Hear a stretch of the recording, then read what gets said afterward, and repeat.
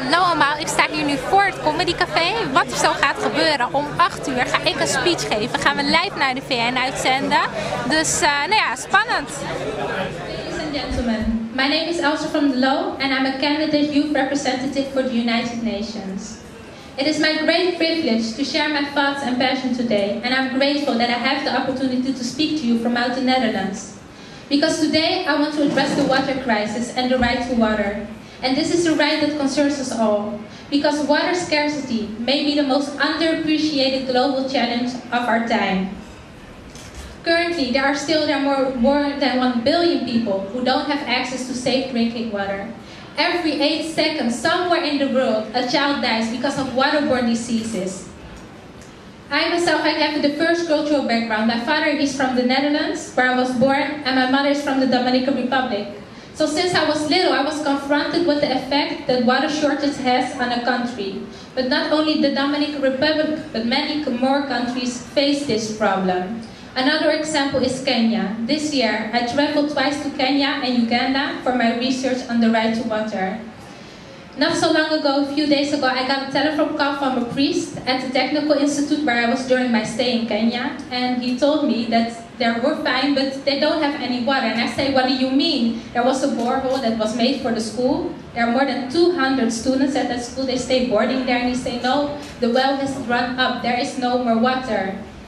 Then now they depend on private water kiosks to buy their water. What happens in times like this of water scarcity? The price of the water at this kiosk goes up.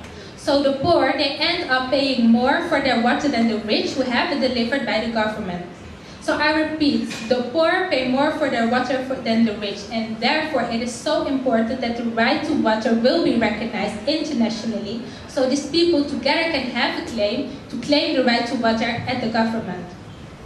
And that's why I don't understand why the Universal Declaration of Human Rights does not recognize the right to water yet. There is a petition to the United Nations to add an Article 31 in which the right to water will be laid down as specifically.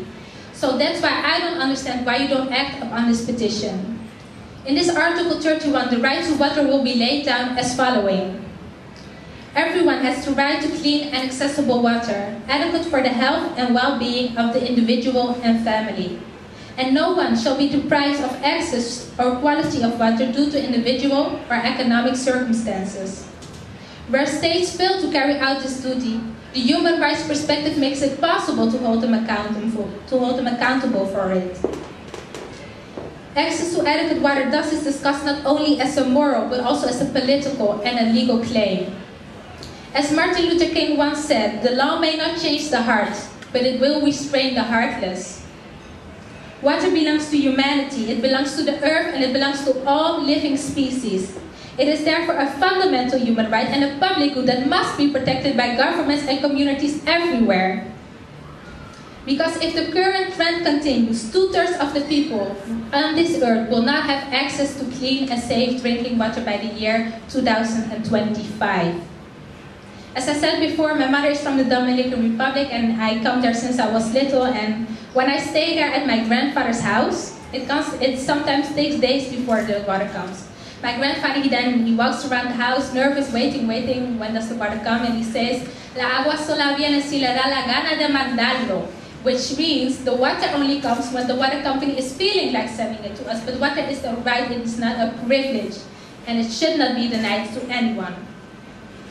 If there was ever a moment in time for humanity to put aside its difference and to come together to save the world's water, it is now. Because it is in fact too late to panic. Tomorrow is too late and we need to act now to recognize this right to water. Because for too long institutions have worked alone and the scope of the world's water problem is accelerating even beyond their ability to fight back. Eleanor Roosevelt once declared, the future belongs to those who believe in the beauty of their dreams.